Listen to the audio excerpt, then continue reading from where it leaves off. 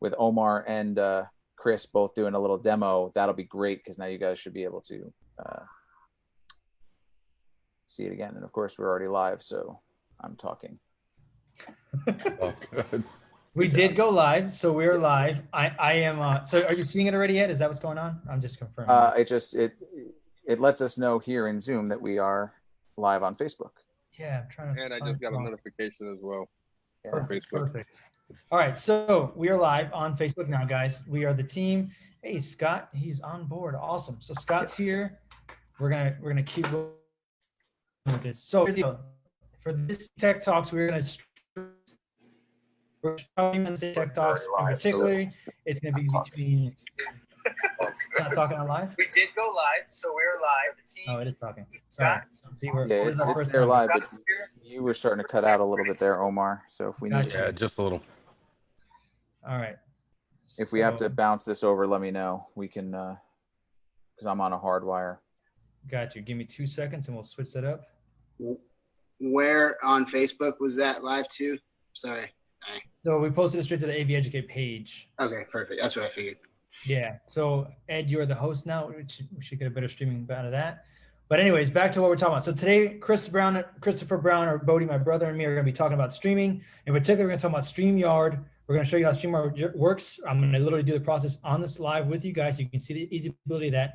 We're also going to do another one called Restream.io. That one will be a very similar platform, and I'm going to walk through that process as well as you guys. I'm going to do a screen share. And then I'm going to show you that same process, or Bodie's going to show you that same process on OBS, and how you can make all that happen within OBS. We did not script any of this stuff. There's a couple of things that we talked about as far as content goes, but this is pretty much us doing on the fly, so you're going to see how we do it. So I'm going to do a screen share right now I'm not going to do a screen share. I need the host to allow me to screen share, which I just changed over to you, Ed, so that we can make this work better. You should have permission now. Awesome. So I'm going to screen share my screen, and I'm going to do, can I do advanced? No, I'll just do basic. All right, screen share. It's going to look real crazy for a second. Okay, we're all over here now. Let's see ourselves. All right, so I'm going to go to Safari. I'm going to type in StreamYard first. StreamYard.com. So this is one that I've been seeing pop up a lot within social media channels. All I did was go to this page yesterday. I sent an email. I put in my email address. They sent me an email with a code. I put that code in, and I got access to this. So you can see I already created an AV Educate. I didn't do any modifications. This is the free version. There is a paid version. We are not affiliated to these guys. We don't have any kind of monetary value to do this. I'm doing this for you guys to learn from and see how this works. So I'm going to go to enter the broadcast studio. And right now I'm doing Safari, which doesn't work out. So I got to close out Safari, right? I did the same thing yesterday. I'm going to quit Safari and lose all the things I just had opened and go to Google Chrome. And I'm going to do the same thing I just did. So StreamYard.com pops right up. Omar, while you're working on that, just saw in our Facebook chat, someone asking how do they get into the Zoom room? Do we want to go over that real quick as a housekeeping note before we dive in here? Yes. So if you guys want to get into the Zoom room yourselves, unfortunately this time we are closed, but for the future, there's a number you can get to, which we will put in the comment sections below. Ed, if you want to put that number in there, yeah, you're welcome to. Yeah. So we'll put that number in there for you guys. That is an invite only way to get into this. We only communicate this through text message. We do not post it anywhere else. It's invite only through the text. You show up, you come back next time. You don't show up and you don't notify us, we don't invite you back. It's the gist of it. And then it's between me and Bodie primarily. Ed is our third backup and the mastermind behind most of this. So just gonna throw that out there. Cool. All right. So thank you. StreamYard.com, right? Again, all I did was I went to this page originally. It asked me for an email. I put my email in. It sent me a response for a key. I put the key in, and I got to this page. This is the free version. We are going to just walk you through the easyability of this. I will be sending a code to Henry Kahlo, who's also in this, to show you the easyability of that part, and then we'll talk about how to do that separately. So you can see I literally clicked that edit page. It walked me through this yesterday. I'm a little worried about something that I might put in here last night. But anyways, so my broadcast name, I put Omar Colom. I can change that on the fly. You can see it changing here. I'll put Omar Colom with an N, which isn't my name, but I can do that. So this would be essentially if you're an event planner or you're a tech and you want to set this up, this would be the first step. So you can already see on the display over here that my mic, can I turn my finger? My mic is working right over here. I've tested it as well through OBS and through now StreamYard. I know it's good to go.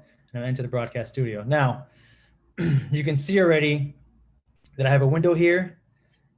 I'm gonna click this away. I have a window here that shows me a basic setup, right? And I am gonna add this to the stream.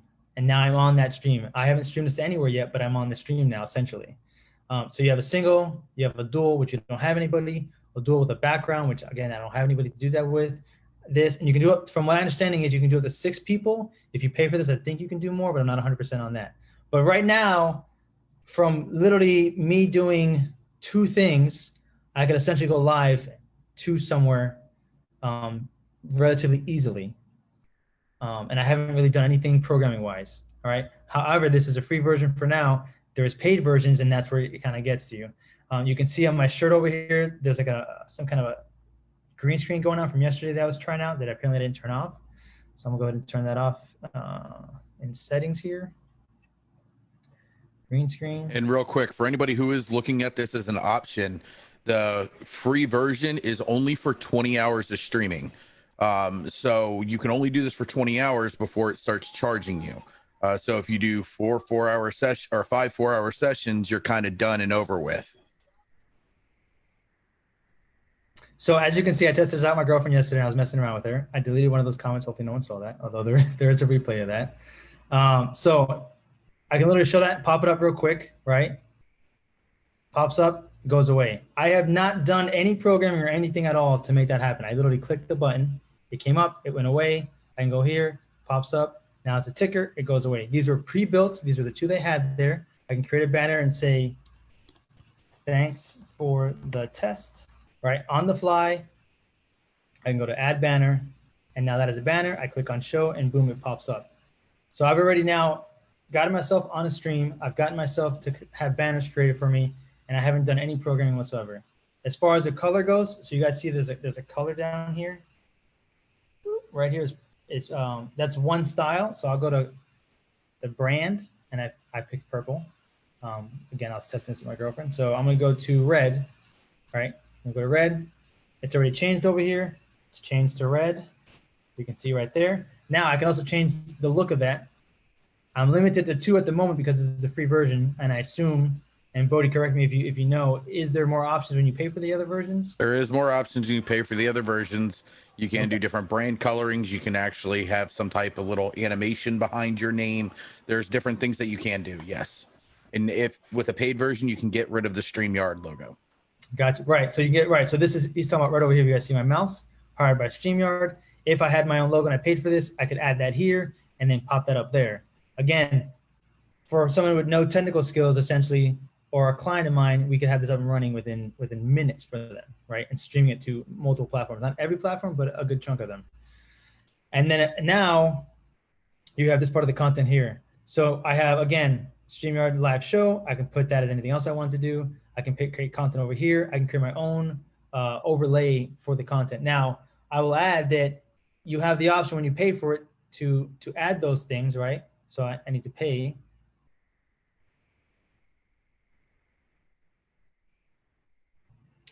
You still have to create that content though. So have that in your warehouse as things you know how to do is create this content. You know, we can review that if you want to as well on another talk, but that content won't be there automatically. You need to create it, but you can add that very easily, or you can modify this one. All right, then you have a background, which we're gonna show how that works. So here's the part now. Now, let's say you have someone you're streaming with, you're helping them out, you got the webcam set up, the lights set up, the background done really well, and now you're ready to go live for whatever reason it is. I've shown you that kind of quick and easy. Once I bring in someone to the show, right, I can add their comments to my stream live. So anyone makes a comment here, we can add it to the stream. Obviously no one's commented, but if I put best, whoops. Oh, so yeah, because I didn't add a destination, it won't let me do it now. But essentially, once anybody comments in here, you can take their comment and show it automatically. And that little icon, so StreamYard will show whatever their icon was for when they logged in, or whatever their photo is of like their profile from Facebook or whatever they're chatting from. What's really cool about this in particular is that once I invite somebody, so I'm gonna do that right now. And actually, I will leave this here if anybody wants to click on it, but I'm gonna copy it myself. And I'm gonna send it to somebody myself.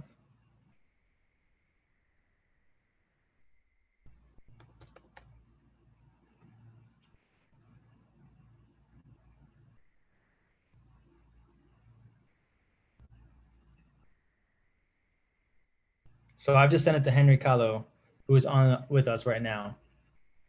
And he should be getting that invite in his messenger at some point, and then he can log in. And while we wait for that to happen, what'll happen now is I'll start showing you how easy I can add him and take him out of this equation, or myself as well. So let's say we activated the background. If I remove myself, that background we activated was there. So essentially now that go-to logo you would have on a live show, that kind of oh shit button you would hit, right? Or the logo button you'd hit is now your background if you created it that way. Or you can create a background that has some kind of design to it, so you don't have to have just this one kind of look here. And you'll see when someone gets in that with the multiple sides of this how it works. And now it's for me to add that person back, it's just click a button. I'm gonna go to add the streamer. So I'm adding myself back in here. Let me see real quick. I'm gonna double check on here on my phone. So I see Henry.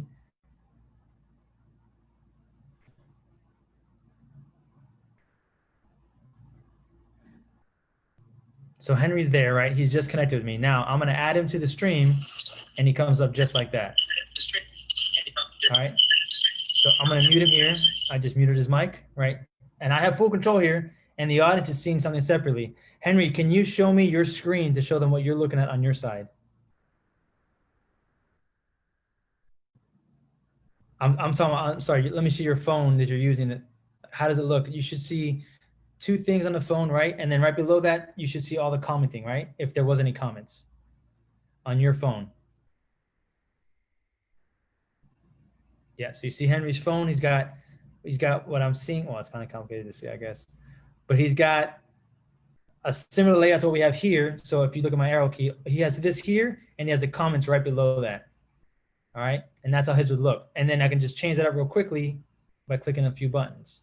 I don't have obviously 3 presenters right now. So I can do here, I can go over here, or I can do, oh, I don't have any screen share either. So I won't do a screen share, but it's literally clicking here. You can see all the options here. I won't do it because I'm already screen sharing through Zoom right now. I'm gonna take out the branding stuff. So I'm gonna take out, that's good, Henry. Let me just remove you real quick. So let's say I'm doing a presentation, right? I'm like, hey, my name's Omar Colom, or Omar Colom, the founder of Baby Educate. I introduce my very good friend, Henry Kahlo. Henry Kahlo, welcome to the talk. And Henry's there now, and he's, hey, you know what? I don't really like that look. I don't have to say that. If I'm the engineer guy, I can switch it up real quick to this, right? Get him running. If I want him off air first, and I want to get that look set up before he even comes on air, I can do, okay, I know what that look is, add that here, and then boom, I've added it, right? Or take him back away and go, hey, I got a good friend of mine here, blah, blah. And as we add people down here, I can add and remove as I need to, right? So I can, again, add him back. I get this look. I can take him back away, go here, add him back, and now we have this look. And then let's say, hey, you know what, Henry, I like that topic, man. Can you dive into that a little bit more, right? And then I can just take myself out of the equation. Now Henry becomes the star of the show, and he does his talk. He says whatever he needs to say, and it's his show, right? And then once I'm like, okay, you know what? He's kind of wrapping up. I feel like he's wrapping up. Let me get my cue ready. I'm gonna do this because I know it has a background. And I'm gonna go, boom. Oh, you know what, dude, that was awesome. Thank you so much for that presentation, man. I really loved it. It was great, man. I appreciate all you did for us. Glad you were here with us. Thank you so much. See you on the next one, man. He would wave by, I'd wave by, whatever. And then boom, he's gone. And now it's back to me in my show. And that's pretty much a way to stream right now that is super easy to do and that a lot of people are doing. So this is one way you can do this. And then before I move on, Ed, are you seeing any comments about this on the Facebook side that we need to address real quick before we dump out of this and go to Restream, the next one? So what was asked was, is this a free service? So which part of it? The StreamYard? That was the only question So StreamYard is free up to a point. There is a paid version. So let's say if I go to, sorry, Henry. Sorry. So let's say I go to banners. So these are the prices here. So free is what we just did right now, which as Bodhi had said earlier, or Christopher Brown had said earlier, is that there is a limit to how much streaming you can do with the free version. And then here's the prices, and you guys can see what you guys do with that. So free, you can do mostly recordings, it looks like. When you pay the basic 20, you can do 2 destinations. You can do 40, you can do 5 destinations. So I can answer that question there. Theo asked, can you use your own motion graphics? You can if you pay for upgraded services. Same thing with static. You have to pay for the upgraded services in order to do that. It's not the only thing you get for free under the streaming limits is just 20 hours of free streaming. There's nothing else included. You get the basic graphics that they allow you to have in order to put into it. Right, and so the free version also will always have that logo that is now non-removable. So everybody knows what you're using, and it makes them want to use it as well. So before we jump out of this and go to Restream IO, does anybody have any questions about this particular platform? Did we not cover something? Do you guys feel like this doesn't work? Joe, go ahead. I see your hand. How many? So the destination, how do you determine the destination? So once you pay for this and you get into that side of the window, it's plug and play.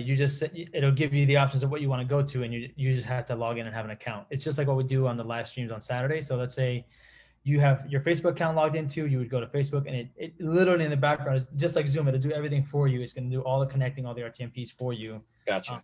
All you have to worry about is that window and how you want to present it, what music you want to bring into it, if you want to bring any music into it for that extra, feel, and then having that talk with the person and clicking. It's a clicking button now. Now it's a virtual switcher essentially that's a pretty user interface. It's or GUI, a GUI. It's a GUI, which is a user interface. Gotcha. Thanks. Graphical user interface. Freddie, you got your hand up? Yeah. How many people can you simultaneously have on the video? So you can have as you mean on the streaming side or the video On the itself? streaming side. On the streaming side, I saw you had Henry and yourself. Can you add another person, or You can add up people to six. Up to 6, as far as I know. I don't know what the limit to that would be past that, but I know 6 is right now with the plan that I have is the limit is 6. Okay. So I would assume if you pay for these versions, you may get more options, or you may not. That would have to be kind of where you dive in and go to that extra level with it. And then Henry, I see your hand. I think Chris probably just answered. Like, what's the annual pricing for like the professional one? So the professional, so right now we're looking at annually, you're saving $60, right? If you do monthly, the prices change a little bit, about $10 dramatically for the professional. So monthly is $49. Okay, cool. Yeah, That's so it. monthly Yeah, is that's if you. Sorry. Go ahead. No. That's what I was gonna say. Is monthly is $49 a month if you are only paying monthly. If you decide to do an annual rate, it's going to be $39 a month, which ends up becoming $468 for the year. Got it. Okay, cool. Right, which it says here, if you guys see the arrow again, billed annually. Yeah. So that's a one-time payment, which might be better for you just to get it out of the way and do your thing. Yeah, and just use that as the write-off.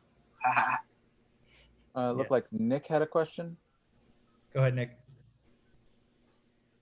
No, that was it. They just touched it. I was just going to say that it said that you save $120 when you do it annually. And that's same stuff. Yep. And Nate, I see your hand. I was just looking on their website. They say that you can have up to 10 people in the broadcast studio, and then you can swap them in and out, up to 6 participants at one time. But up to 10 people can be in that holding area as sort of Gotcha. standing by. Okay, so 6 can go live at a time, but you can bring in up to 10 people. Cool. Awesome. Yeah, that's great, man. Thank you for looking that up. Is anybody else we're missing before we go to Restream IO? Anything on the Facebook side? Okay. We're caught up on Facebook. Don't just keep in mind they are on a little bit of a delay, but Yeah, no worries. So I'm gonna jump over to Restream IO. If I miss anybody, we will circle back to that. We do want to try to get to Bodhi before 8 o'clock because OBS is a little more time consuming, but obviously the platform to use. So Restream IO, and again, it was the same process. To me, these are very similar programs. There's something I don't know, right, that they're doing. But you can see I already have a kind of a head start going in here. Bodhi, do you want to talk about Restream before I jump into the studio side? Yeah, I was just going to say, I was going to get ready to ask if you wanted me to talk about that. So the way these programs actually work is these are cloud-based server programs is what they are basically. So what you're doing is you're connecting to a cloud server that allows you to send a false server, basically an RTMP cloud server, to be able to grab all of that information and send them to where you're trying to stream at. Restream IO I have used before when I was multi-streaming on Mixer and YouTube. The difference with Restream is there's a lot of paywall blocks. Like, so for instance, with Restream IO, you can only stream at so much as far as quality goes. So you can only do, without paying, you can only do 720p at 30 frames a second. You can't do 60 frames a second. You had to pay for that. You had to pay for priority connection. Like I think at one point I was only allowed to get 3,000 kilobit rate. So there's little pay blocks on Restream. But for the most part, a lot of the things you can stream to, or the more common things you can stream to, are free. They do allow you Facebook Live, Twitch, YouTube. They actually allow you a lot more. They do have the LinkedIn. If you scroll down, Omar, I think you can also see they do, D-Live.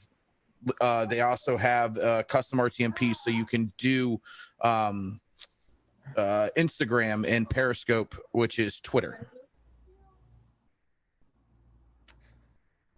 So here's like a pretty interface, right, of just everything you can go to right now. And I gotta tell you, I'm not on a quarter of these, so.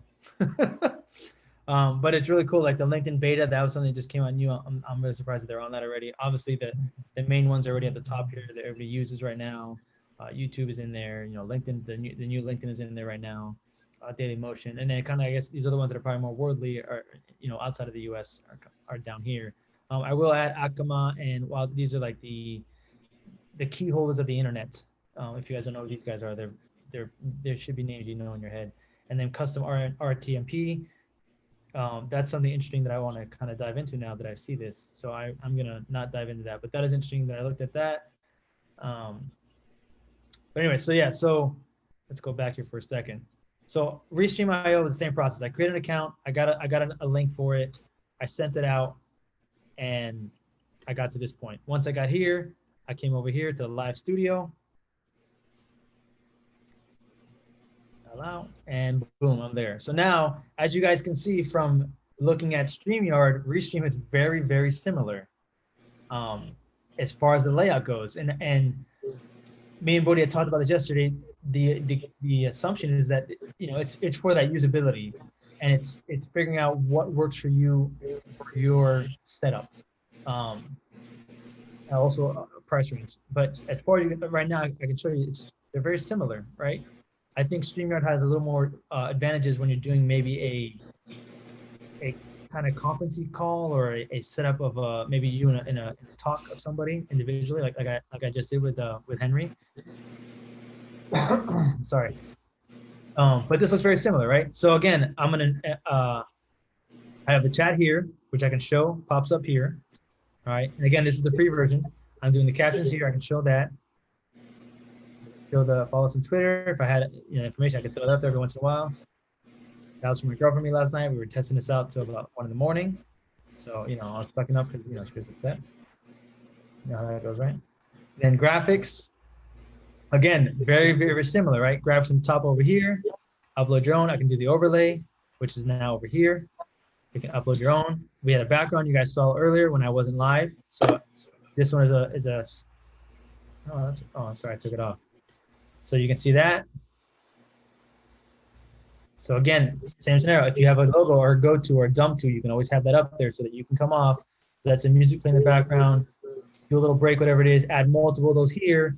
You can go essentially, you got to think about this in layers, right? So your background, think of these in layers. So bottom layer, top, second layer, top layer, right?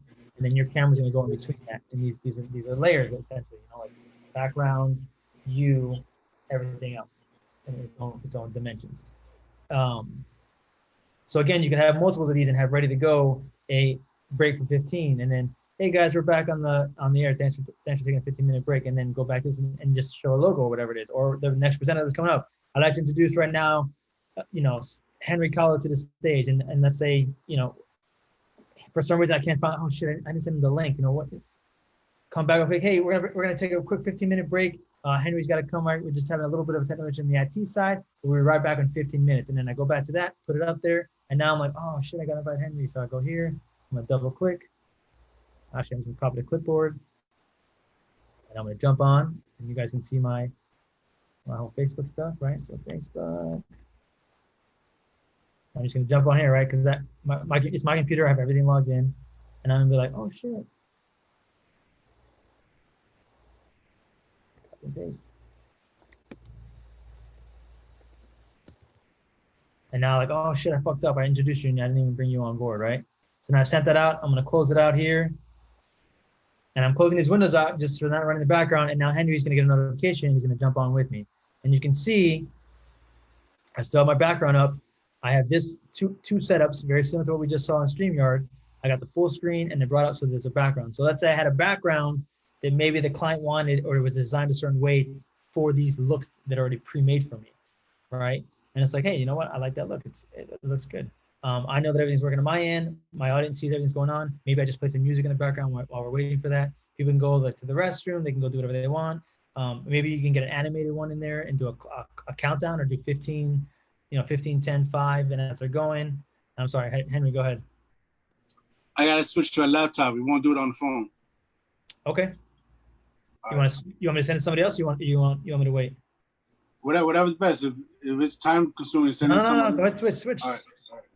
So now, like, again, we have 15 minutes, right? So again, and while he's doing that, I can do participant's name, right? So I'm gonna turn that on. I'm gonna type in Henry.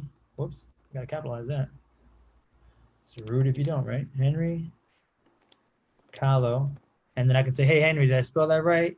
And he's like, yeah, you spelled it right. All right, cool. So then I go to primary color, and I can change it to whatever I want. So I want the primary color to be purple, because I like purple, right? So now I change my primary color. I've got my overlays here. You can go to setup, which we don't have any channels we're not sending to. Go back to captions over here. I can add something over my overlay, like, oh, you know what, they're waiting for me. Hey, why don't you follow us on Restream IO, right? And you can modify this to whatever you guys want for that scenario. And you can take it down while people are waiting. Playing music in the background, do whatever you're doing. Add another layer, right? Because these are just on top of each other. And then you can modify that. So now primary text, I'll hide that. So Henry's there now. I still got maybe 5 more minutes, and put join us.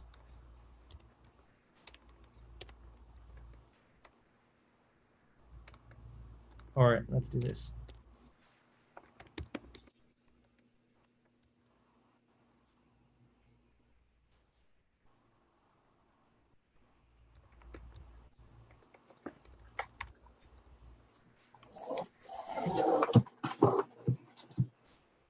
Did that? Oh, cool.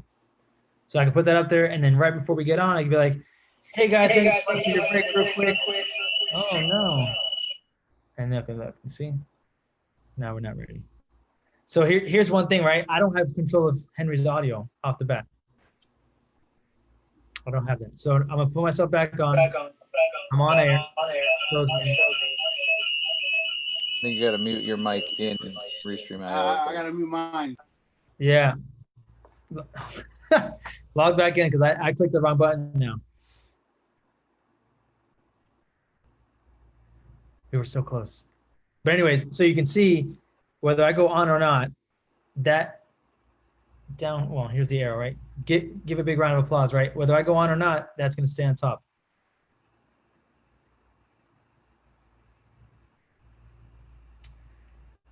And now your name, my participant's name, So my name, right, is Omar Colom.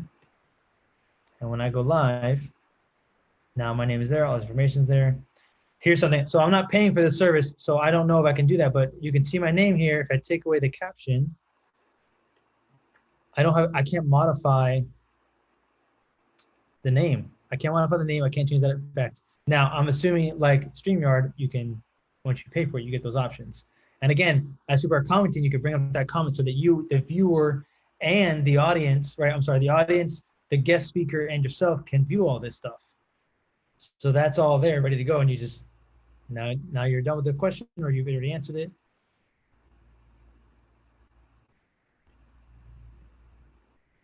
And it's gone. So captions, graphics, very similar setup as before. As Bodhi was saying earlier, it's a paywall, right? So analytics, I can check that real quick while we wait to get Henry back on board. I can see a couple of things. An error code, please check. Oh, because we're not connected to anything essentially. Hey, I'm live. You live? Okay, so now we're back. I don't see you. Here, let me send it again. Maybe the link went back because I clicked out of it.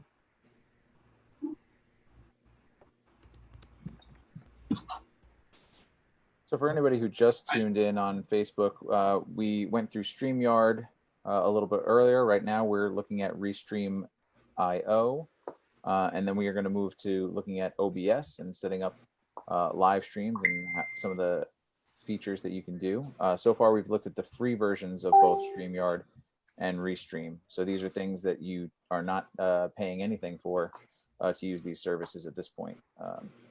Omar, if you're there, you go. Boom. We're back Yep. up. Yep. All right. Thanks, so yeah, is that on me? Is that my end? It's got to be my end, right? So I'm gonna bring. I think if you mute yourself in Restream. Mute myself. Yes. Just above that window.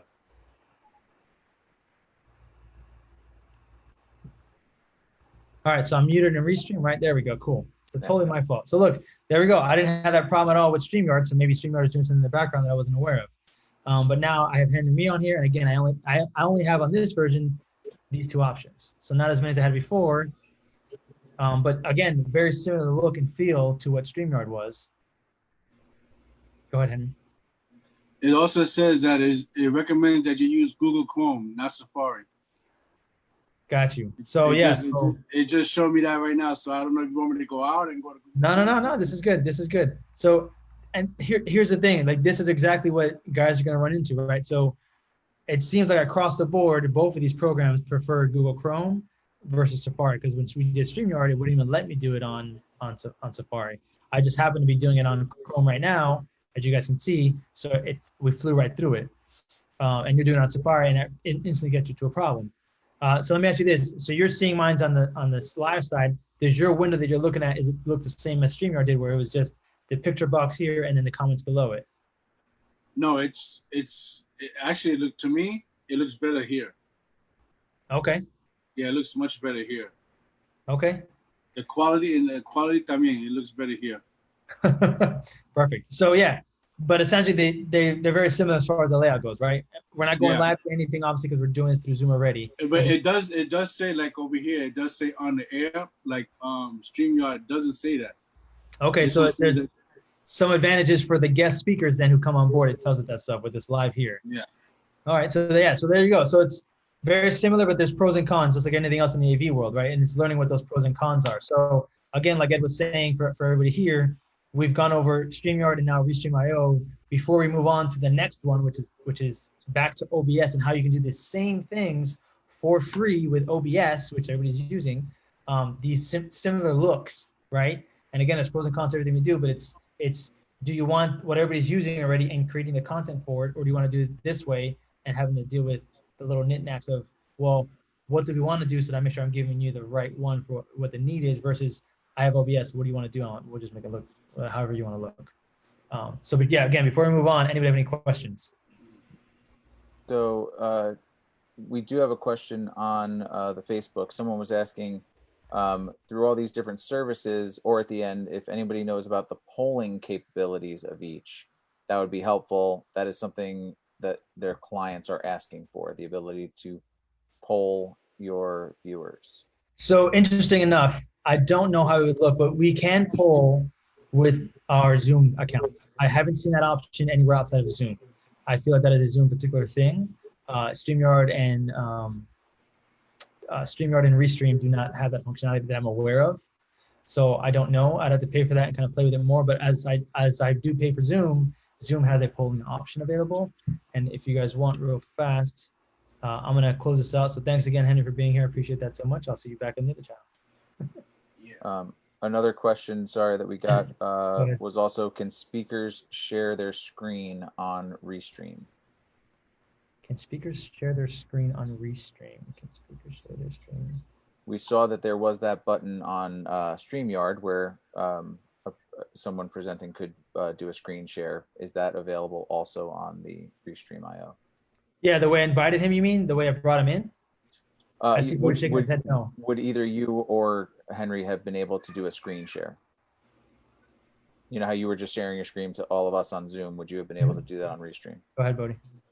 Omar would have been able to screen share on Restream IO because Omar is the host of that stream.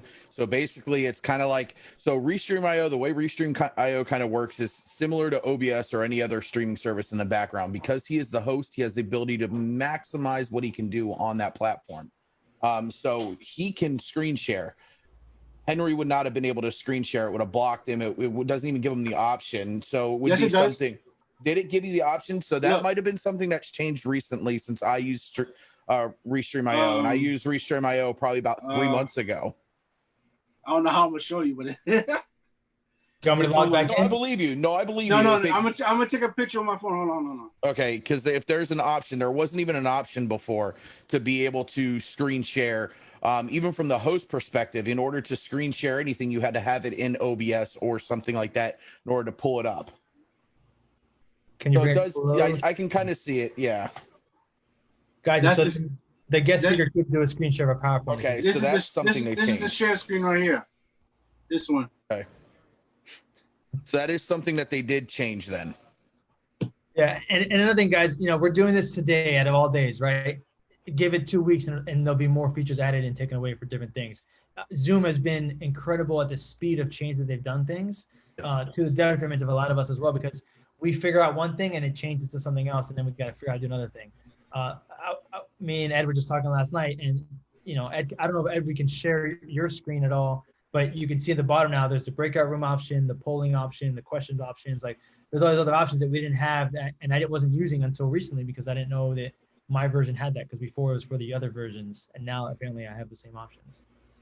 And those happen within a few months and I've had Zoom for the last 3 months, and those were not available until now. So now you can do breakouts and you can do polling relatively easy. It's on the bottom screen. It's just turning them on as a functionality.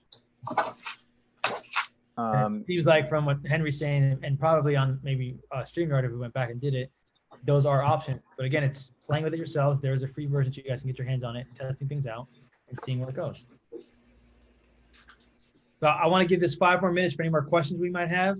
And then I want to jump over to Bodie so he can share his and show us the OBS side of this, kind of how you would set that up with your stuff. And again, we talk a lot about OBS here. We mentioned a lot, but, you know, the one thing that makes it different than the other guys is that you can do all the same things, but you have to put in the work. A lot of these other programs have done the work for you, but you're limited to whatever they provide you. So Omar, shoot. I saw that there's no control for the audio of the participant like the other the first program had. You can mute everything that's going out, but you can't mute each specific one. Right. Yeah. That So might be something that, you're saying that's something that was different between StreamYard and right. Yes.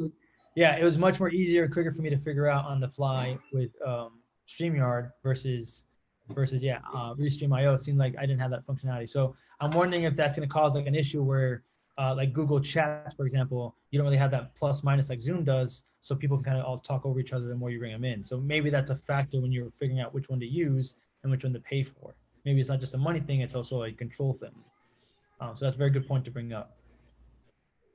Again, 5 more minutes, and then I want to give the floor to Bodie to go over OBS. Any other questions we see within the Zoom call right now, or do we're going to see in the Facebook chats right now that Ed is looking at I know there's a slight Yeah. delay here, so.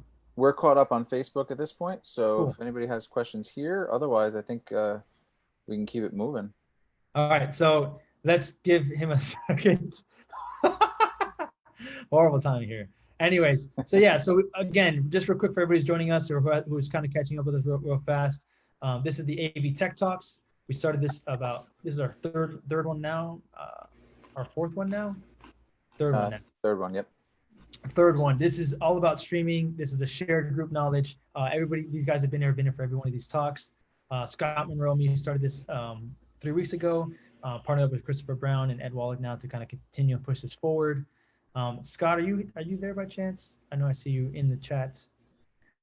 Just wanted to give you a little shout out there and let you introduce yourself to the community, to see everybody out there, to know if they don't know who you are, who are you, and the role you play in our industry right now.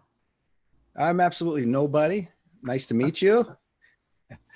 No, basically my name is Scott Monroe and I am the creator of the Growth and Development Network. So we kind of started this together, Omar and I, trying to address some of the concerns out there with mental stability. If you guys have not heard, we've lost quite a few people, at least in the Orlando area that we know, due to either suicide or health issues. Either way, the amount of stress that's being put on people nowadays is not only causing them to make life-changing decisions, but also it's impacting their health. So that's one of the reasons we started this whole AV Talks, was to provide an outlet for people to reconnect and hopefully bring some of the laughter back and connection back. And then as we continue along, we realized there was a huge demand for technical talks still. And that's what spawned AV Tech Talks. So, you know, very proud of Omar and Ed and Bodhi here. You guys are taking it to the next level with the streaming now. I'm kind of watching the streaming too. That's why I'm not on camera, so you don't see me going back and forth. So, but really proud of you guys. You are taking it to the next level. Great job. Keep it up. And I'm going to shut up and I want to hear OBS. Cool. Thank you, Omar. Yeah, no, thanks for being here. So yeah, so again, this is AV Tech Talks. If anybody wants that number again, we can provide it to you in the chats on Facebook.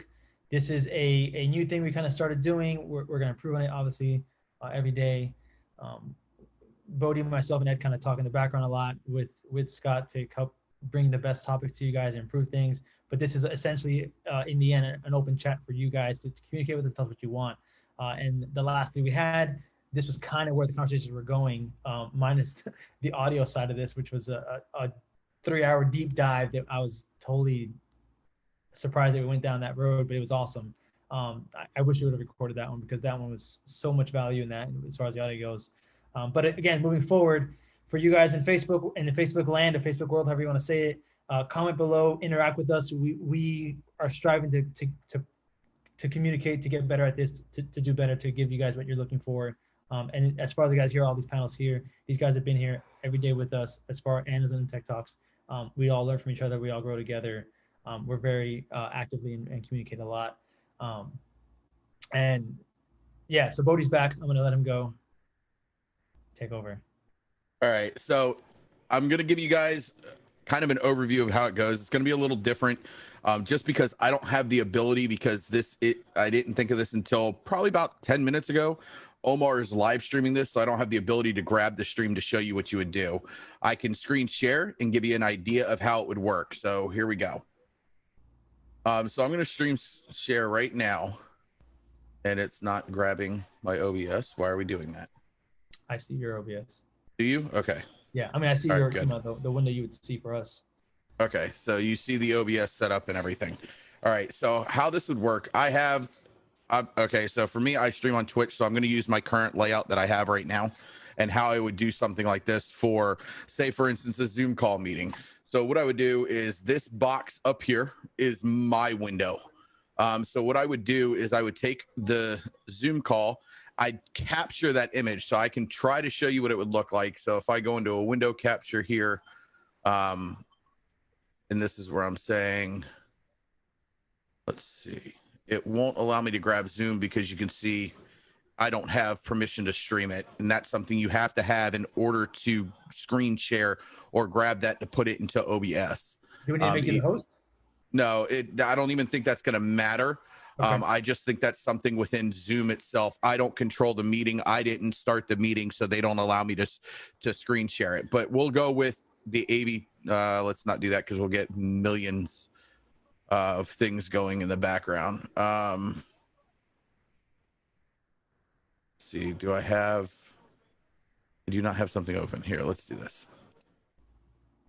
We're going to kind of do it like this. Instead of a window capture, we will do a display capture. So that way it makes I can explain it a little easier that way. So we're going to go ahead and remove that. And here, what we'll do is we will do display capture, and I will do my existing display capture, which is my original one. So say this is the Zoom meeting right here. This is my background. Yes, I have 3 kids. Frozen's huge. I love the salamander. Get over it. I love it, man. It's awesome. So say the salamander was my camera in the Zoom call. So what I would do is I could take this image and I could shrink it down. But what I would do first is obviously crop it. So that way it fits in my little box here.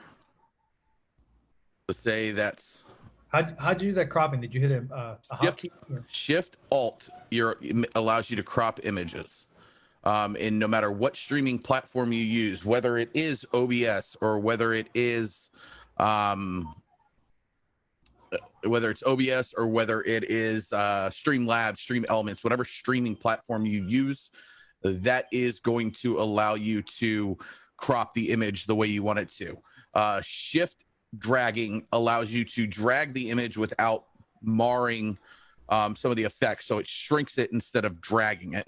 There's some little hotkeys, but say this is my image right here. So as you can see, this is my logo.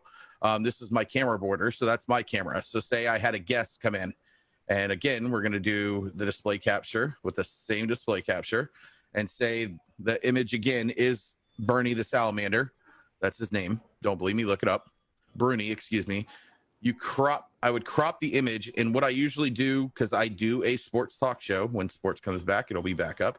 But I do a sports talk show, so I usually have their border that says the thing. I could stick the image here, and then it'll have, as you can see, I have some text font underneath it that just says guest for right now. And you can put the person's name here. The reason why this box right here is here is, let me open this back up because excuse me, give me my window While you back. open that up, I just want to clarify here real quick. So you're saying, or we're not saying this, but we're thinking that if I had a Zoom account and I didn't pay for it and I had the Zoom logo, I could crop that out of my picture. I'm not saying you could do that, but you were saying that that is a possibility. Correct. Absolutely. Okay. Absolutely is. So what I did right now that you just saw pop up in that little chat box, I know it's not spelled right. I just typed something really quick, but it's a link to my Twitch site to pull up another page. So what this is I have my chat from my Twitch popped up there. So if we're sitting here and conversing, we have the chat filling in right there. We can both see it, answer questions, and do everything like that. So that's one way you can do it. With OBS, it's an unlimited option in how you do it. Unlimited amount of people, unlimited amount of guests, unlimited amount of everything. So with that being said, it's all dependent on you to come up with a custom channel. Now, if you're going to use Zoom for those meetings, I absolutely recommend making it a locked group. So that way, like Omar did, you sent the information out, they joined, because when they join, you're going to have to make sure they have their own custom panel that they can join into. So just freely hitting buttons does not automatically bring those panels up for them. So if you're doing something with guests or interviewees or things like that, it's kind of one of those things where you have to pre-set it up. Very hard to take phone calls on the fly or add calls on the fly like that when you are just going on its own. And yeah, so the other way I've done it before is this is my just chatting screen. But that's where this interview panel kind of came from. It had everything I needed. So what I normally do when I start those kind of broadcasts where I have people come in and things like that is I have my camera here. Right now, my camera's not showing up because it's being utilized by Zoom, but my camera would normally be here. This is where the other person's camera would be. And then as we start getting into the subject, I can just do this. And as you can see, it morphs. Their full screen would be them, and this little box would be me. So that way we can see reactions of each other when we're talking. And then when we're getting ready to end, we go back here and we go like, and we get rid of. So it's a little bit harder to explain just because there's a lot of resource behind it. As you can see in the panels here, these are my resources for all of my channels. So you see here cameras, things like that. When I plan on having, I just recently set up my OBS again. I wasn't using OBS, but I just recently set my OBS up again. And I literally had sources down to here because I had the ability to do everything. Just click buttons, hotkeys, move things around, bring things up, pull things up, everything like that. So a little more complicated because you not only have to add them and make sure they have their own custom panel in there to where that's where their video goes, but then you also have to be able to add the audio to it. So as you can see here, my audio is spiking. And if I add, let's see, if I add on this one, I don't have it, but let's just say, so Zoom call is on chat. So now you see the top one right now. Go ahead and talk, Omar. Check 1 2 1 2. So you see his sources going up right now. So all my Zoom calls are run on my mixer under chat. That's why it's under that. And then you just have to make sure you're putting in those audio sources in order to bring the audio to your channel that you're trying to stream to. So it is a little bit different of a setup. It's more of an in-depth setup. Definitely for novice as far as just trying to get going and get it started. I definitely think StreamYard is probably your best bet and your easiest go with first starting until you learn how to do a lot of it. Most of you guys do know how to use OBS because it's what you've been using, so you're pretty familiar with it.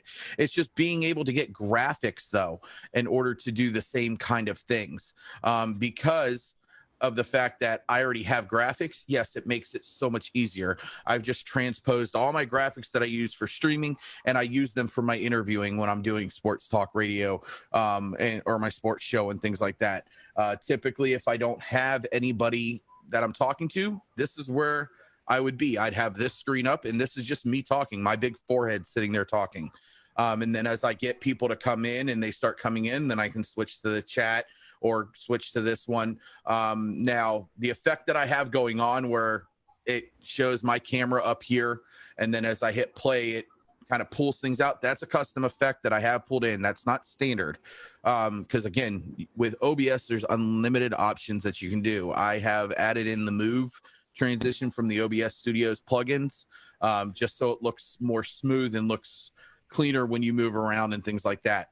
But there are so many things you can do. I hope I'm touching on everything properly that we're wanting to talk about. I'm not confusing anybody. I don't have the chat pulled up because I don't have it. So if anybody sees anything in chat about any questions or anything. I have a question. How do you put like, what is it? Native, does it same thing call here on OBS, native background? Like your main, like you see what I have in my background? You see your background? How can I have my background the same as yours? You'd have to have a green screen. You'd have to do a green screen wipe.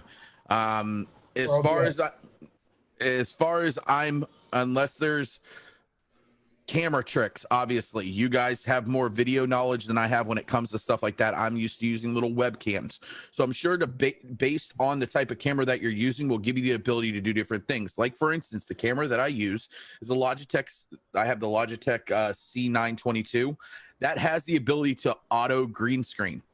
So what that does is I can set it up with that software to impose an image behind me if I chose to. But if you're doing Zoom calls, you're already going to have that image, is what I'm saying. So I'll just add to that. OBS requires a green screen, or you get the camera. Zoom is doing this, you know, through whatever the software is. StreamYard and Restream both needed the same thing as OBS. I need a green screen or the camera that he's got to kind of make that happen. That's, remember when I first turned on the StreamYard, my shirt was a different color. I was trying to do a blue one because I own a lot of navy blue pants, and I was trying to make it that work, and it kind of worked, but not really. And it gives you a post I did a few weeks ago on AV Educate about the difference between green screen and blue screen and why you want one versus the other. I think for what we do when we're at home and stuff, a blue screen might be a little bit better for you versus a green screen, just because it needs more lighting and stuff like that. All right, so those options are possible. You just need that extra functionality. Zoom Correct. does well. So with the OBS, you can't just have a background like I have on Zoom, like No. right here. Okay. I think Guillermo shared with us some shortcuts. Yes, I was seeing that. Guillermo, do you mind talking about that really quick for the Facebook audience? Share that knowledge. Yeah, I see. Basically, it's hello everyone. You hear me? Yes. Yes. Yeah. Okay. Yeah, it's for the he say for do like a crop, you shift and drag and you can move it and crop the image. For the transform, you can use Control E. I'm not sure for Macintosh, but I think it's with command. You can use command and then E and you do the transform, the size. If you want to go fast, you know that sometimes you have like you run in 720p and you have image that is 1080 and you want to fit the image, just hit Control F and that go fast to the size of the, you know, to the canvas size. What else? If you want like a stretch the image, sometimes the image is not like the right aspect ratio. You can go and you hit Control S and you can move, you know, like doing 69, you can do different aspect ratio like 1610, 1620, you know, you can move sideways manually. What else? To center the screen is Control D. You can hit Control D. I don't know if I can share my image, but but it's basically that. It's more shortcuts. Let me go here and see if I found. Hey, Bodie, you want to jump out real quick and let Guillermo take over? Yeah. You can see what he's talking about. Yeah, you can just explain about the if you hit Control S, that's the size. You can, you know, resize the image. Can you do that, Christopher? If you, Guillermo, if you want to share your screen, you're more than welcome. Yeah, I just stopped my share. Go ahead. Okay, hold on. Over here. Yeah, the thing I have the image in 16. What is? It's portrait right now. All good.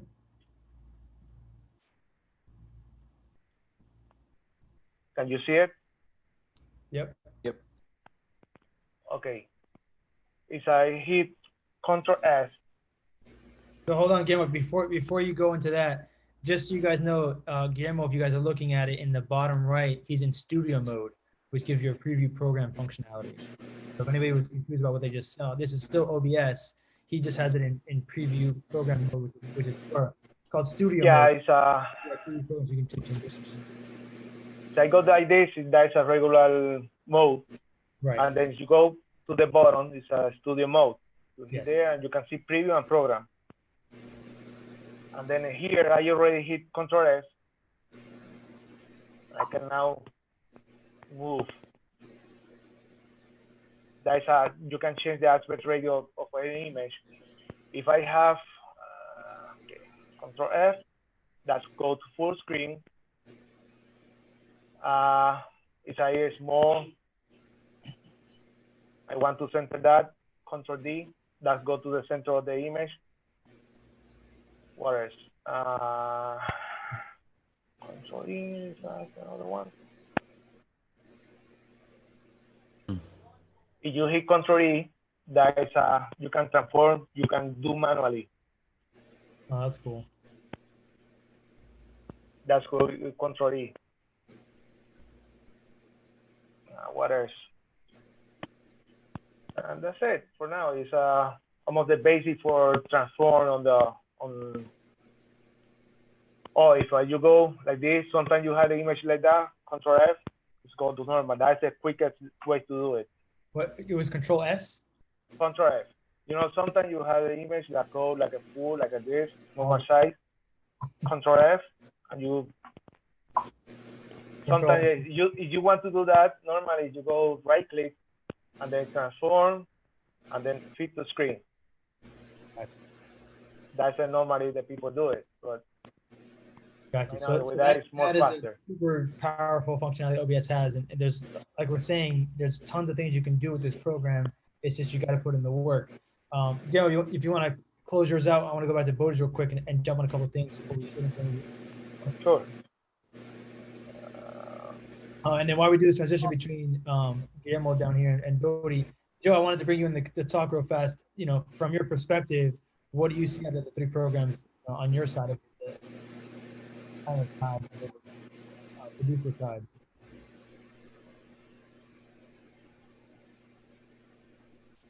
I'm actually playing in OBS right now and had StreamYard and Restream up. So I've learned a lot in the last half hour, and actually doing the things you're talking about on my monitor to the side. So I've been, everything you guys are doing, I'm trying, and I just recorded some stuff, and so it's pretty helpful. And once you start diving into it, it's kind of like, oh man, this is cool. I want to do more now. Awesome. All right, that's good. So Bodhi, just real quick, you know, we showed the similarities, and I'm gonna jump to edit as well before I kind of jump into what I want to talk about. Is there any questions about what everybody has seen so far that anybody has before I jump into kind of some of the nitty-gritty that we're not showing you right now that I want to make sure that you guys are aware of? If you're not also that good time to get there. Bless you. Bless you. Salud. Gracias. So real quick, so Bodhi, so what I want to talk about real fast for the guys that have, you know, if no one's asking questions, you show them the look, right? This is the look we created for OBS. Bodhi did this on his own. I didn't guide that at all. What you guys aren't seeing though, in the scenes, when he's clicking these scenes, he's already pre-made these looks. And Yes. what you're getting with Restream and you're getting with StreamYard are those pre-made looks in that button click. So you can see how he goes between one and the other. If you want to just click on the one below that one, Bodhi, it changes his look to another look, right? The one that we designed. And then he clicks on another one. Now he's got a different look. So this is very, it looks clean, and the viewer would see only what that box is showing, but he took the time to make all this beforehand. So OBS does a lot of things, and you can customize a lot of things, and you can make them work very similar, but you have to put the time in it to create that content. It's not there for you. So you saw when Guillermo took it up real quick, his was he put up for us to show those hotkeys and show everything. He had nothing in the scene side because he just brought it up for us to show us that little tidbit of information. But Bodhi's done the looks for you already. So he's got to bring it back. He's got that, the same thing you would have done with StreamYard IO. It's there. You just have to create that ahead of time so that when you're live and you're streaming out, you have that quickness of changing between those looks. So you have to know if I have 6 speakers or if I have 10, whatever the number is, which with this, you can be at a whole different level. You can add as many as you want. You just have to create the look for it, and they got to fit within your window essentially, right? But again, you have to create all that content. So, you know, another way you can think about it is if you're a vMix user right now, vMix has a lot of preset stuff that you can use. You can do a lot of similarities to what vMix is doing in OBS, but you got to create all that stuff from scratch. All right. There are some things we'll go to in the next AV Tech Talks when it comes to OBS and Streamlabs. I'm again, if you are non-techie and you want to go that route, there's options there. But again, you're losing flexibility, which in our industry, you need that to be able to, on the fly, create things, change things out. So if you went into studio mode, you can create a new scene, create a new look, and on the fly do all this and then take it live without anybody knowing what's going on, and you could see it on your side. So that's that flexibility that I'm talking about that we need to always have because things constantly change with our clients. And Bodhi's showing you real quickly how to import these things very quickly from the source side and the scene side. So the scenes are kind of like your macros or your presets. And then the source side is kind of like where you're doing everything, but you're just getting used to a different view of what we're doing. You know, kind of not to throw anybody under the bus here, but Nate, if you can talk about your experience with media servers and some of the similarities you're seeing or those crossovers you're seeing between that OBS and how we're running it. Just coming from a switcher background, the preview program studio mode is what interests me the most so far. I think a lot of value add just watching as Chris jumps back and forth between scenes. if you can get that to a real smooth transition, that will already be a huge production value, visual cue to your clients above and beyond what they're already experiencing. People doing the screen share that they're used to, where things suddenly are jolty and jumping out at them. I think that, to me, watching tonight, that presents the biggest value add. Obviously, when you're talking about media servers, and this is such a, now that the venue is your background, right, where you are hosting the meeting is a graphical, digital environment. It is whatever you want to create, whether you're creating a studio with a green screen, or you are creating an LED backdrop, or if you just are building, you have a, say, graphic designer on your team who's working with a client to build the digital room, so to speak, like Chris has here, where your meeting or event will take place, then certainly there's a big opportunity for media servers and video playback, and a lot of sort of, you know, as you move towards VJ kind of patterns and holding visual stuff, especially when you're, you know, a lot of events will start as a corporate function and turn towards a party at the end of the night. And I think that's also a good opportunity without you having to switch over any equipment. You know, it's pretty easy from right here to become the DJ and the VJ for the night. Awesome. That's definitely some good insight from a very well-known media server operator there. So thanks for that, Nate. Thanks for definitely, you know, taking charge of that. So I just want to add real quick, just off of what Nate just said right now, Bodhi, when you were transitioning between two of your scenes, did the pips fly? Was I seeing that correctly? Did you do that, or was that just a coincidence? What do you mean, did the pips fly? So can you go to the? I think I kind of understand what you're talking about. So what are you talking about? Like what you see now? No. So go to the scene you made for us. Just the one you made for our. Let me make this bigger so I can see them. I think it's like this. Go to just chatting. So it's that one. Yeah. Right, and then go to, I don't know, just go to anything. Go to play. So is that zooming out and going big? Is that something you're controlling, or is it doing that? Nope. That is a plugin that I have added to OBS. So there are so many plugins for OBS that, and excuse me, Guillermo's right. There are way more plugins available for Windows than there are Mac. Mac just doesn't play nice when it comes to plugins. But there are so many OBS plugins. Like, for instance, I have the Just Chatting stream up, and I'm going to touch on what Scott just asked me. So if you look around my border there, up at the top right here, and you can see the meters. So what that is, that's a plugin. It is called an audio visualizer, and you can literally set it, which as you see in my source code right here, is audio visualizer. I can go into the properties and I can tell it what to pick up on. Is it going to audio visualize off my desktop audio, my mic, my chat, my alerts, my chat? Like, what is it grabbing the sound from to make that wave?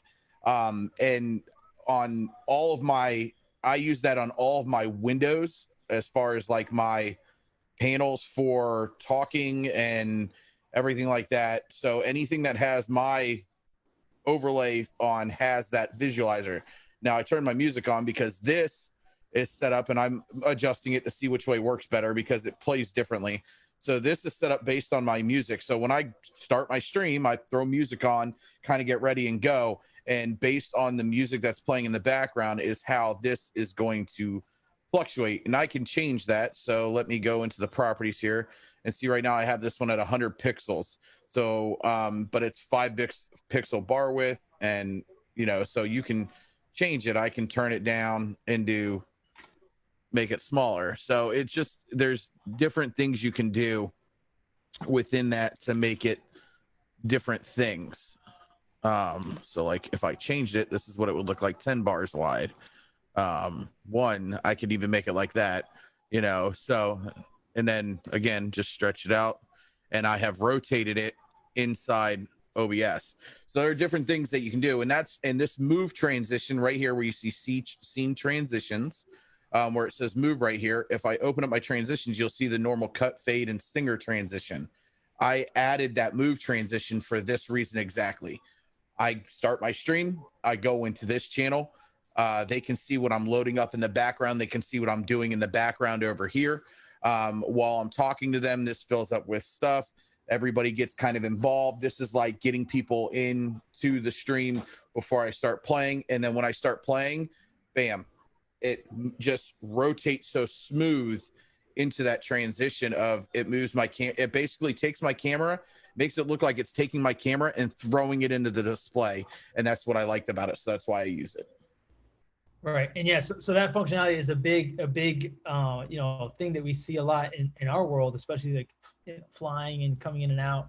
So I just, when I first saw it, I thought, man, is that something that's doing on accident, or is that something you did? So I'm glad to hear that it's the plugin for that.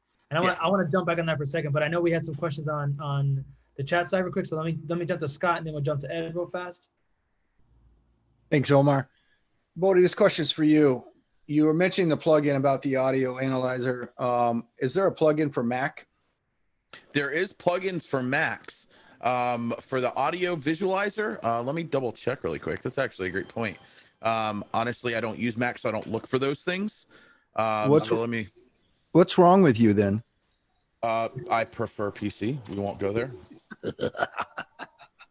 Sorry, there hasn't been any humor all day long, so I'm adding some. No, you're good. Look that up real fast. Ed, you want to? Let me jump to you real quick. And what do we have going on Facebook land? Great. So Nick asked us a question. He's wondering what we recommend for beaming in multiple presenters' video to OBS.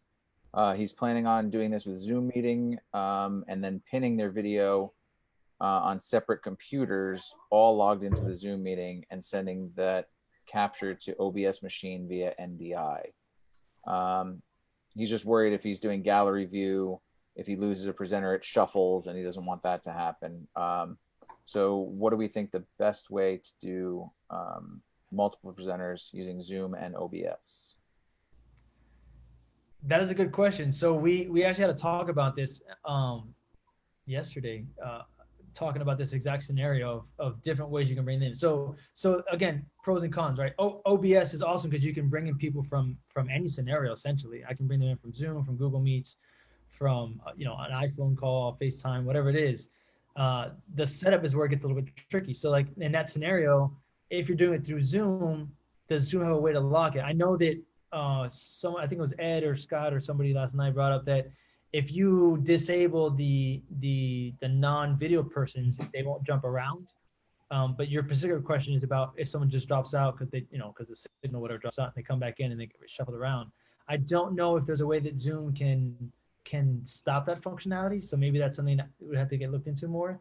If you do separate people on separate things and then bring them into OBS separately and create your own version of that, then essentially they would blink in that out of their window essentially, and they wouldn't be shuffled around. But then again, how big is your panel? How many sources can you bring all of them into one computer? So it's like what are you running on that side? Can you bring in all those capture devices, create your own Zoom kind of look with individual computers coming into a computer to create that look again, so that when they go in and out, you don't run into that. That's an option. I would obviously test it out before you ran it, but that's an option. Anybody else in the panel down here have an idea of how they would do it?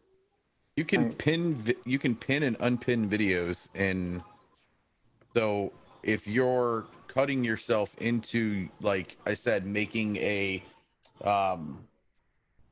stream layout with individual graphics for individual videos, you can pin yourself to certain areas and grab that. Again, you're taking it and you're grabbing that camera shot, you're focusing it down and throwing it in the area that you need it to be in. So you can pin videos. I don't know if it allows you to pin multiple videos. I honestly haven't tried that one yet. Right. Something I hear people talking about and have bounced around that I haven't actually tested myself is the if you set up Zoom to use multiple monitors, and then the second monitor is where you pin the video, and then you only have to capture your second monitor. So in OBS, you would capture what the second monitor is, and you can go full screen with it, and then you pin your video, your each presenter to that. And then if you needed to pull, you set a preset. If you need to pull back to the Brady Bunch view of Zoom, then you would have a scene that would capture that on the primary monitor. So that's the way I've heard people talking about it. Again, I haven't tested it myself. That was one of the things on my list. I just got an A10 Mini Pro this week, so my plan was to start playing with some stuff and doing that. And that's on my list of things, is pinning on a second monitor, which obviously I'll come out into that A10 Mini and have that as the thing I pin to. So I'll report back next week once I've had a chance to test it. If anybody else has a chance to test it, let us know. If anybody's done it in the panel, let us know. Guillermo, is that what you're showing us down there?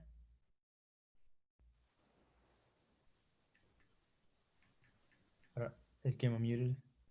No, that's using NDI. I'm sending NDI to Zoom. That's what I see right now. Okay. So you're doing NDI to get your Zoom in, and that's your feed. Got you. Mm-hmm. I play with it. I think right now it's you're a big fan of the NDI, right? Yes. You want to give us a reason why you're choosing NDI over other options that are available to the industry? Because it's more versatile. I can, have a couple of like computers just all together through the network instead of having running separate HDMI cable for each computer. There's a couple of things. It's low latency. It's not a lot of delay between each computer. OBS is running native for that. You can use including OBS have an output. What else? But I like it. It's, you can do a lot of stuff with that. I don't see a screen. No, it's right now it's frozen, I think. Okay. With my computer. Yeah, Ori, I see you shaking your head though. What else you got? Oh, no, just piggybacking on what he was saying is the versatility, the latency. There are a lot of reasons why I think NDI is definitely the way to go when you're trying to share displays over a network. I mean, when I first started playing around with it, I was doing it over Wi-Fi on the other side of my apartment from where my router's at, and it was still like half a second of latency that I was seeing. Okay. And what about from an audio perspective, Andres? What about you? What about on your point of views? Well, audio perspective? It's better because you just have one embed going out through your network essentially, and everybody gets your same stuff. And through NDI, you can just send multiple channels. Any problems with delays or anything like that? Doing both of them on the NDI? No. The only. I mean, once you get your embedder in sync, everybody else gets the same thing. The only problem I always see is if you combine a Wi-Fi with the on the same network of the NDI, sometimes they create no Wi-Fi. It's like an internet connection. That create a kind of conflict on the IP address. You need to manually do everything. Assign the IP address, assign the network connection. Normally, the thing I do is I have two separate NIC, NIC, network cards. One for the internet and the other one for the network I'm using for NDI. Got you. Okay. Yeah, that's super good. That's something so if you guys are going that route, make sure you're doing everything on a closed network. Like we should always be doing, but just keep that in mind. Have good switchers. Yeah. That's all the thing. Switchers. One gig. 1 gig is the new standard. 1 gig minimum. Yeah. We NDI the maximum. I checked one time is the maximum that you can connect on computer is 7. 7 computers running at 1080. Okay. That's the maximum. And then we jump back to Ed real quick. Do we have any more questions? We did have another question. Gibson is asking if we can show the multi-view in OBS. So Chris, is that something you can? Yes. Well, maybe I can have you with that. Let's do view. I don't know. Maybe you can see multi-view. I think Chris has got Chris is. I need like a screen sharing. I think it's a. I don't hear you, Chris. Sorry, I have it pulled up. I just screen shared it. Yeah, so I did not know this. It does that. Yes, and it is So the is that same. something you're programming, or how does this? Let's dive into this for a second here. Let How me does go. You want to go back? So wait, right now we're looking at Chris's screen. Chris showed it, Okay. but Guillermo also was starting to show. I just hadn't gotten to Oh. bring him up live yet. So go ahead, Chris, since you're live.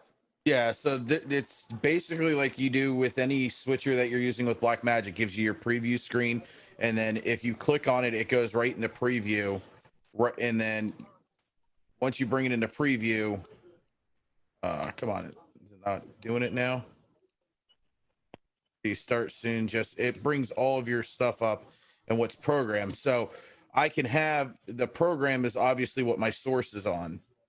And that's my preview as I change it. Then over in the, go ahead. How are you populating that multi-viewer? So 1 through 8 down here. How did you put what's in there? Is that just That is based on my scene setups of how they go. And then when you're in OBS, you go to view and you go to multi-view and you just hit on that and it'll bring it out for you. So and it. Can I change that multi-view look? Can you change that, or is that that's the only look you get? Is there other? That is the only look I get. I think there is the windowed version. Yeah. So if I have more than 8 scenes, I had to choose which ones are my priorities. Correct. Okay.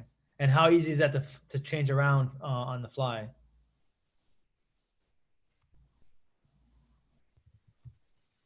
Grab and drag, honestly. Here, let me show you. I have to. So what I'm doing, all you have to do is in the scene on OBS. Here, let me get rid of the. And you're running this on a dual screen on your end? Yeah, I have 3 screens. So. Okay. 3 screens, custom PC in the background that you can't see right now that he made himself. All this cool stuff you can't see. So. Let me get rid of the. So Gibson, good call on that, man. That's really cool. I hope other people are as shocked and amazed by that as I am right now. All right, so that's that. Let me get rid of. So just backing up to the question before, on the Facebook, Theo has told us that another workaround is to put your participants that you want to keep in place into a Zoom breakout room, and then they should stay in place until you invite other participants into that room. So that's another, that is a great point. Another way of getting the people to be locked in place. So you were Zoom. So going back to the multi-view, sorry, Ed. Yep. Going back to the multi-view, how you change the multi-view, Omar, is or anybody, it's set up based on your scenes right here. So as you can see, I have my starting soon screen, and as you can see, I switched all this stuff around. So typically it's my just chatting screen is next, then my play screen, then my be right back, and then my end stream are all here. So to change that multi-view is as simple as just dragging these and moving these around where you want them. Got you. Nate? I was just looking at the profiling companion, which you would use with Stream Deck, like we were talking about last week, and recalling a scene is one of the button functionalities. So if you have more than 8 looks, but you know what they are and you have them well labeled, you can also have them laid out on your Stream Deck and then pull back more than that. Also, you can create shortcuts on settings. You can select any key from the keyboard and select any scene. Yeah, so Stream Deck is a big topic as far as everything goes. You know, if I can, Bodie, get you to sidetrack real quick, and just talk about how you have this whole setup with music, with you, with timing, with chats, with all these things, and you just once you go live and you're playing your stuff, you're literally hitting the Stream Deck buttons. Yeah. So for instance, I don't have an actual Stream Deck. I use the app. So what I do is before I go live, I plug my phone in, set it down with the Stream Deck app open, and I literally have a button on my Stream Deck that says go live. I hit go live. What it does is it automatically, so here, I'll simulate kind of what it does with screen sharing. So when I go live, and I have to change it around now that I started using OBS. I just switched everything to OBS just to see how daunting it was to actually set up. I've used it before, but I preferred Streamlabs just because it was simpler for me to use. They've updated a lot, which I am a fan of. So now I'm going back to using OBS for my streams instead of Streamlabs. But so what I do is when I hit go live, what it does is it brings up it starts my stream. So it automatically starts stream for me. Then it'll bring it to this channel. It automatically. We lost your audio. I did that on purpose. It mutes my mic so nobody can hear me when I go live. Then it automatically, in the background, I already have my music going. That's where you can see the little synthesizer moving up and down. It starts the stream and it puts a 10-minute countdown. As soon as the 10-minute countdown is over, it switches automatically to this screen and unmutes my mic. So I'm already sitting in the chair waiting for that timer to stop, and then it automatically brings me there. Then I also have it built in to where once I go to the screen, I just push another button on my Stream Deck. And while I'm on this screen, if I'm on this screen for more than 20 minutes, it automatically switches to my play screen. That way it's like, hey, dumbass, keep moving. Let's go. You got other things to do. So yeah, so again, that brings me back, and Nate, if you want to jump on this as well, you know, I welcome your feedback. If you're a media server guy or a switcher guy, what Bodhi's doing is exactly what you would be doing on a server. You're creating all your looks, you're creating all your sets, and then you're saving those on you know, whatever the controllers you're using. Except in this case, they're using Companion a lot, and they're just hitting a button and going to what they want. And it's doing all these cues for them. The difference is with this live stream now is that we're doing also an audio cue and a look cue and a commenting cue, not just video stuff. And that's kind of these similarities that I think people, you know, they need to see these similarities to transition and kind of get their sort of speed. Go ahead, Nate.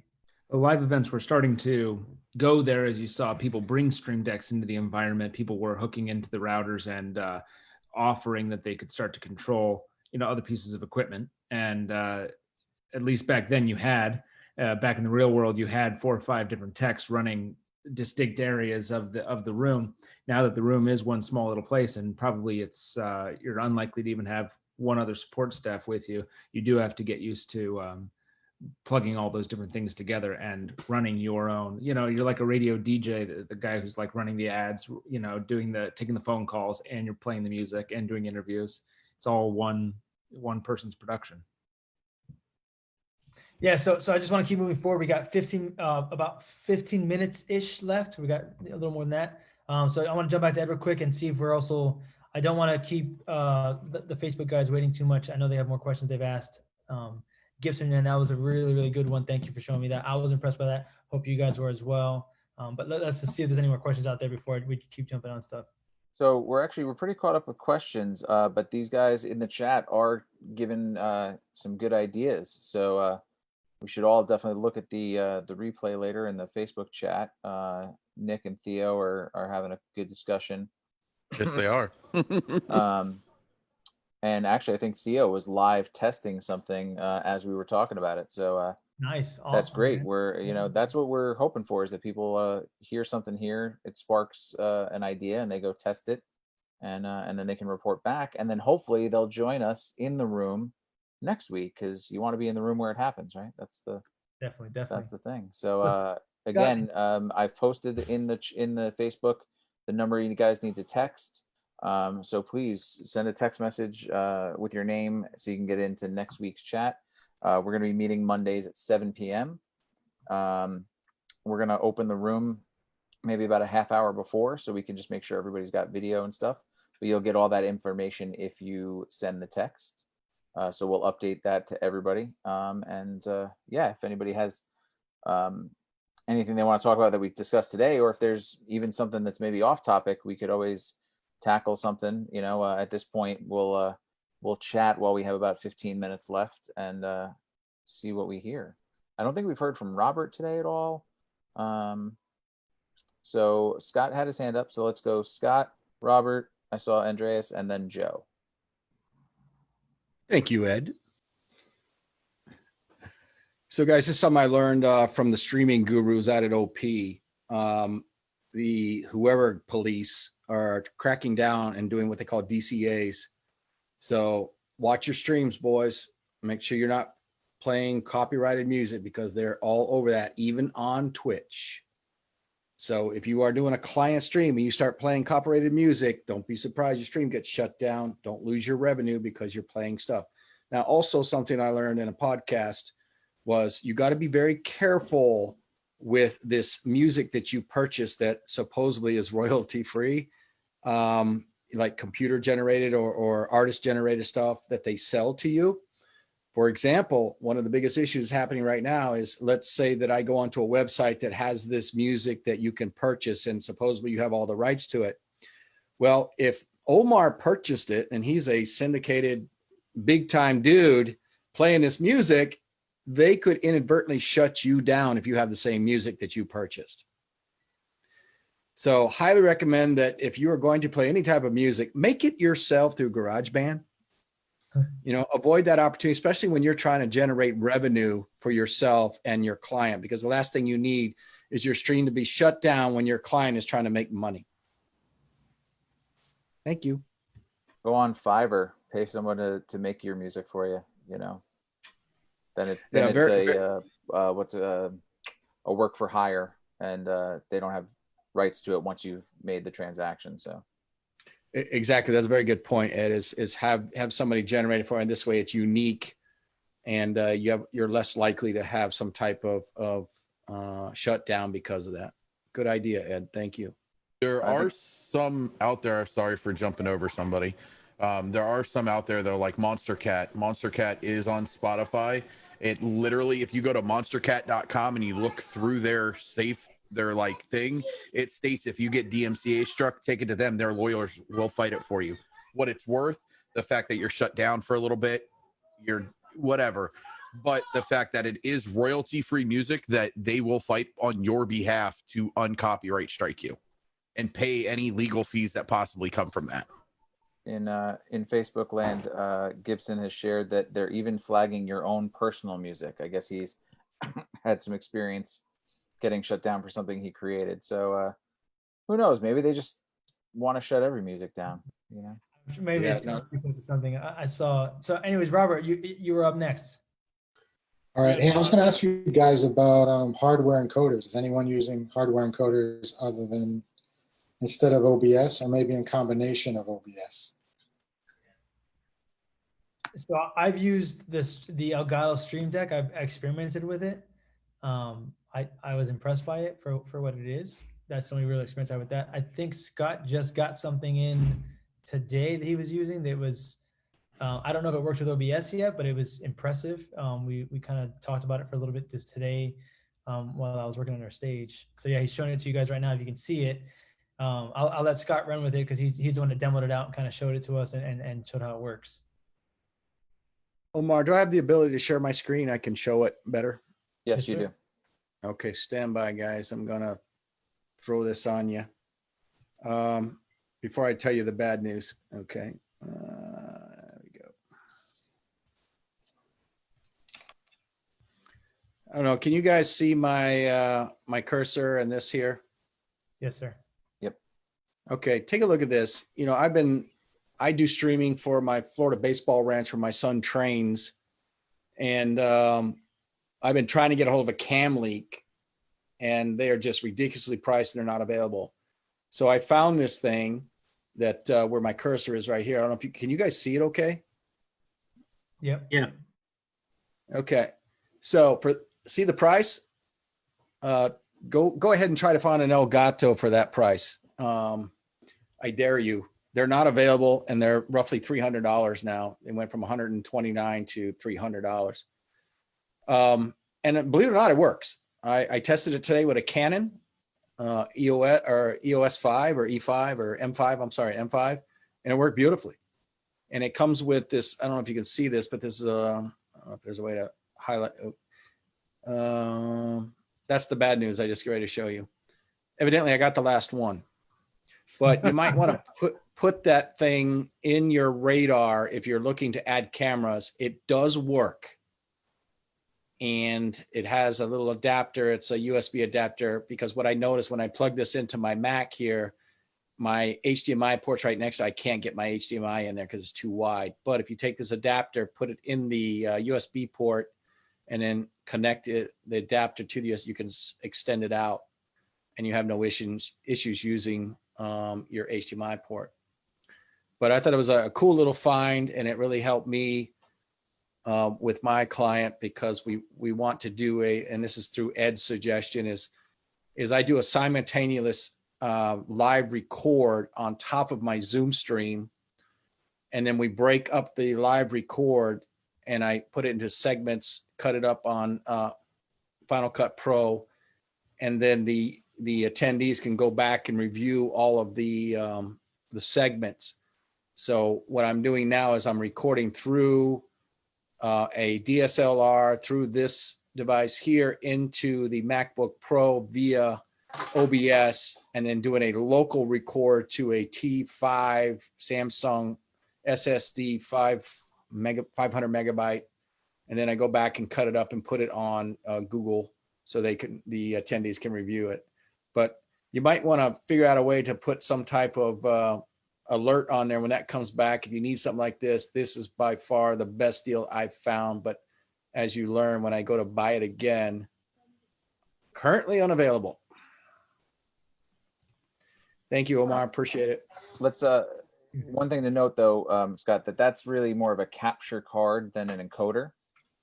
Absolutely. Yeah, it's cool, and for that price, I think everybody should throw one in their watch list, and hopefully they can get it when they come back in. Some of the suggestions other people are making on the Facebook are a Teradek, and of course the A10 Mini Pro is an encoder, because you can stream right from the A10 Mini Pro. So those are a couple. That's about all that people are suggesting in here. What's the other one? What's the Black Magic one? The Web Presenter? I don't know if everybody's using that. ATEM. No, you're right. Web Presenter. Black Yeah, Magic. the Web Presenter is another one. And I know Wirecast makes hardware. So there's tons of encoders out there. I think right now a lot of people who are doing this from home are just going the software route, because that's accessible, and everyone's sold out of every piece of hardware. I only got my ATEM Mini Pro because some guy had ordered it 8 weeks ago, found a different solution, and sold it to me. So when it came in finally, so it's, I think right now out of necessity, people are using the software options. Robert, did that answer your question? I just wanted to see what you guys were using. We've used Helos in the past. I don't know if you guys are familiar with AGA Helos. Okay. But when that Black Magic came out, that seemed to be a game changer. I don't know what the bit rate is on that, what the highest bit rate you can get with that. But I know on the Helo stuff, it's like 20 megabits or something like that, which could be an issue depending on, who you're streaming to. Right. Yeah. You don't want to just be throwing away your data because it's going to get compressed on the other side, or people aren't going to be able to watch it. I just want to jump in here real quick, guys. We got 6 more minutes left. Yep. Can we just jump over to Robert Andreas, real quick? Andreas was next, actually, in the order, and then Joe, and then we'll go Robert. Got it. Cool. So I just wanted to say that with OBS and NDI, or through NDI, there's some Panasonic PTC cameras out there that do everything to NDI, and there's some small format Pro cameras that have the NDI built in through them. So instead of you having to have a capture card for them, you just network them all together, and you can get them in through whatever you're using, either OBS or the new tech switchers or whatever you're using. That's a great point. What's the other one? The new tech, the Bird Dog, right? Bird Dog. The one where you can bring in your video HDMI and then get it on your network as NDI. That's another great point. I think Joe had something to say. I think I'm good. Oh, great. And then after that, it was Robert Schumacher, right? I think. Yes, sir. And I was just gonna say, I was talking with Chris on Friday. I was hoping to get more of a tutorial, because I'm about as green as you can get when it comes to streaming.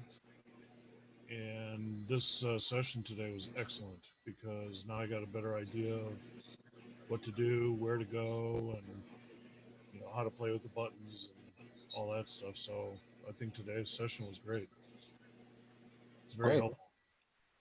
I'm glad you got something out of it. I'm glad for the feedback, and the beauty that we did it to Facebook Live is now you'll be able to go back, and you didn't have to memorize everything that we learned today, because you'll be able to go back and do it step by step at your own pace. I loved it. Great. Cool. Does anybody else have anything they want to discuss real quick? We got about 3 minutes. Yeah, so let's get to Mark Alexander and Nick. Perfect. So Mark, you can go first, and then we'll jump to Nick. All right, we'll jump to Nick then.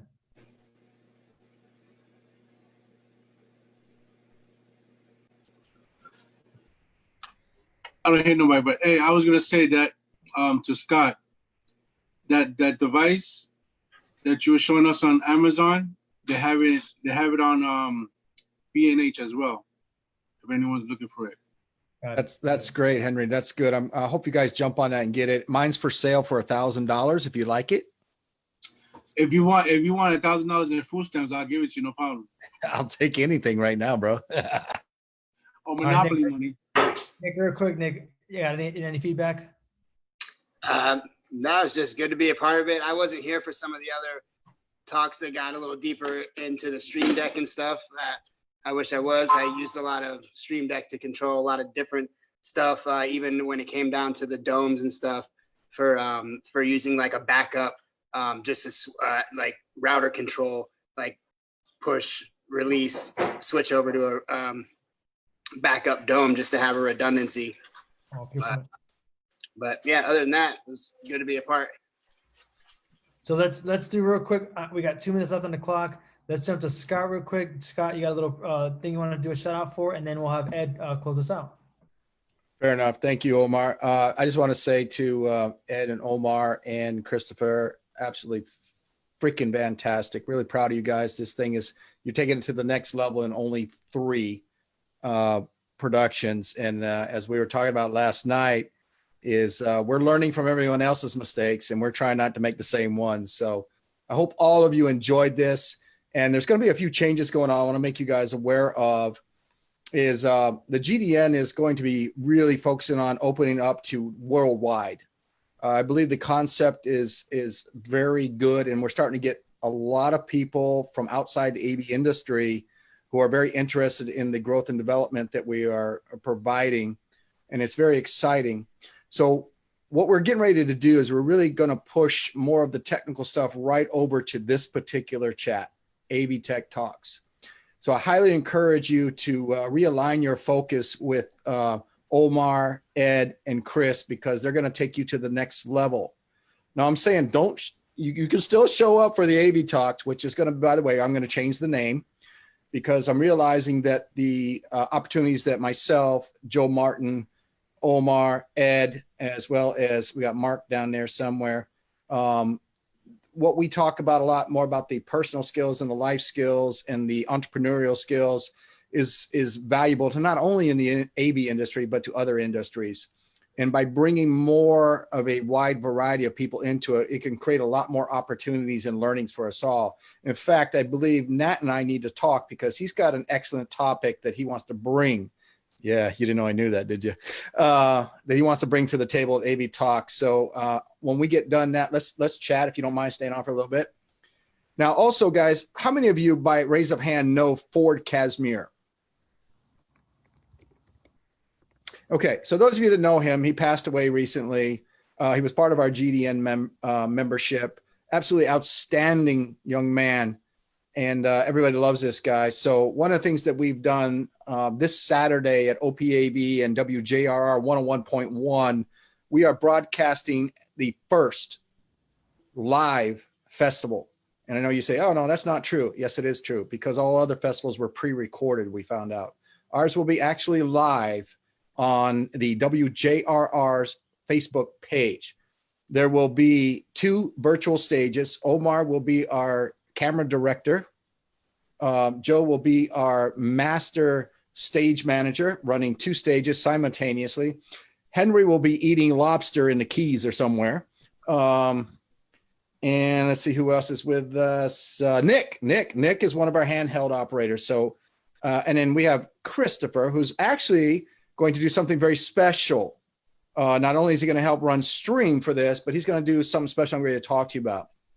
We have decided at 11 a.m. Eastern Daylight Time that we are going to pay tribute to Ford Casimir. We're going to do a dedication to him, and we're going to live stream it. We're going to live stream it off of OPAV's Facebook page. We have guest speakers. We will have Amos Nunez, who was, Ford's best friend. We'll have Charlie, who's Amos's brother. And we'll actually have Ford's wife and 3 kids there. And we are going to do a dedication to them on the virtual stage at Orlando Productions. And you'll notice that we developed a shirt that all the stage crew is going to wear. We are called the Outbreak Outlaws. And on the shirt, on the sleeve, there will be a circle that has FC for Ford Casimir, his name spelled out on the top of the circle, and his born date and his passing date. And then we're all going to get up and do a little dedication to him. It'll take about 15 minutes. Highly encourage you to reach out to myself, Omar, Joe, or Chris, because Chris is actually going to run the stream for us. And we'd appreciate if you dial in and show some respect for Ford, because outstanding individual.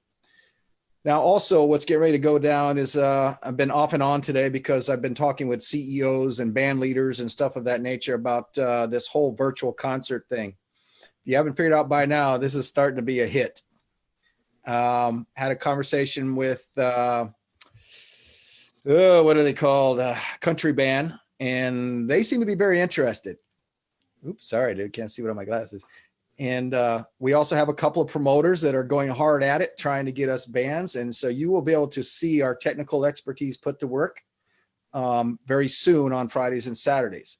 Another thing we got going, and this is a AV Educate thing, is going to be our master class for camera.